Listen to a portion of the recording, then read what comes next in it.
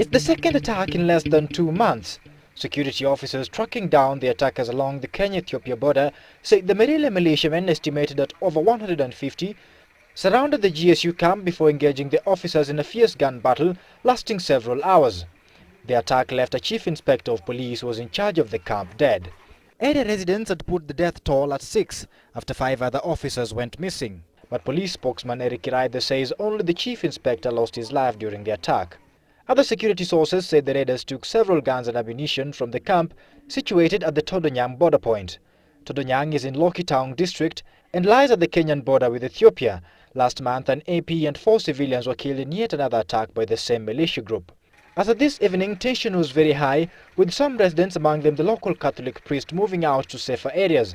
Reports on the ground indicate that some of the Merile have encroached on Kenyan soil and live 15 kilometers inside the country. Andrew Ochieng, Citizen News.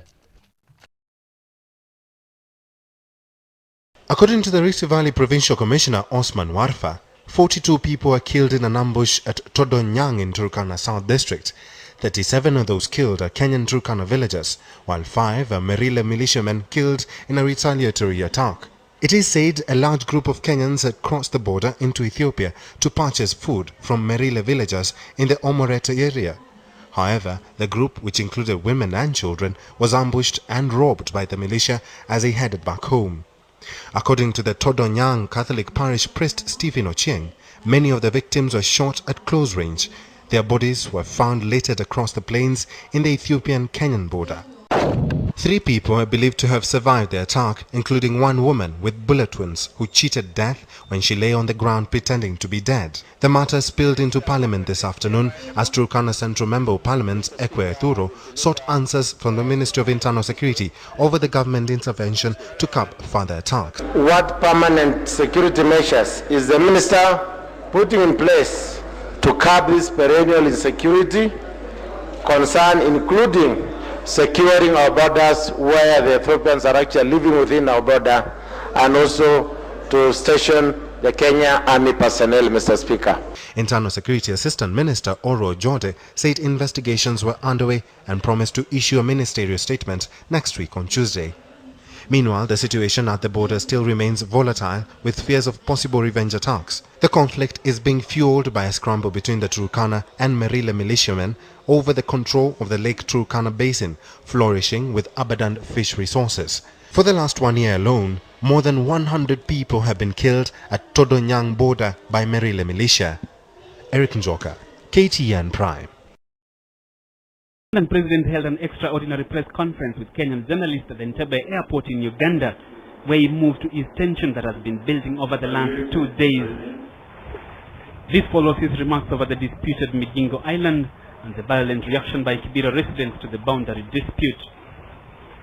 He denies that he ever laid claim to the island, insisting he was referring to the Suba Island that also lies within the Kenya-Uganda border.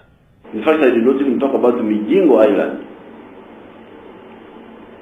I never talked about Migingo Island. You listen carefully to what I said. Because I know that Migingo Island is under verification. But Sumba Island, the island is in Kenya, but the water is in Uganda. Now brought them down. Museveni says he has no apologies to make over his remarks regarding the destruction of the railway line, saying the action had affected business between the two countries. Juzi railway emenyowa. The railway was uprooted, and we spent like 2 weeks without receiving the imports. Let those who have been doing those apologize. Then I will also see what to do about it. The Ugandan president accuses Kenyan politicians of blowing the boundary dispute out of proportion, accusing some of them. Museveni says he's optimistic the recently launched survey to establish the true ownership of the island would resolve the conflict, and criticized Kenyan members of parliament wants the United Nations to intervene. How can we fail to solve this problem? And then we say, please, UN, wazungu, come, tusaidie, sisi tumeshindwa. Oh, this is a vote of no confidence among ourselves. President Museveni says Uganda would respect the outcome of the survey and that its security forces would leave the disputed island once the conflict is resolved. Diplomatic experts are concerned that unless urgent action is taken to resolve the dispute over the ownership of Migingo Island, it has the potential of straining Kenya's relations with Uganda. They are even more concerned that the dispute could undermine the realization of a united East African community. Emmanuel Salam, KTN, Entebbe, Uganda. Family in the small village of Sisenye in Busia district struggles to hold back tears of loss as shock grips some who prefer not to talk, holding back their grief. They are mourning the death of 3 Kenyan fishermen by their Ugandan counterparts in a confrontation over the territorial waters of Sikulu Island in Uganda off the shores of Port Victoria. Lakini watu wetu huko Uganda wakienda wananyanyaswa, wanapigwa, wanauawa na serikali ya Kenya imeweka macho. Hata hawashughuliki.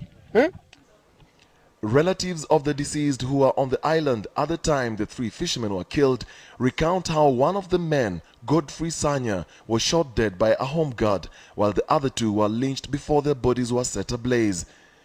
Nilikuwa yuko Uganda, nikasikia simu, watoto wenyu wameuliwa, wanachomwa.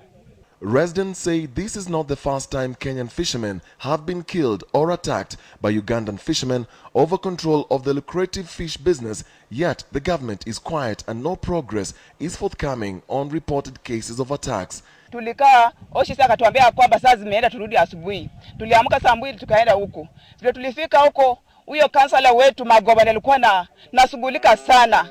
Lakini tulishughulika mpaka dakika ya mwisho sikupata usaidizi. The bodies of the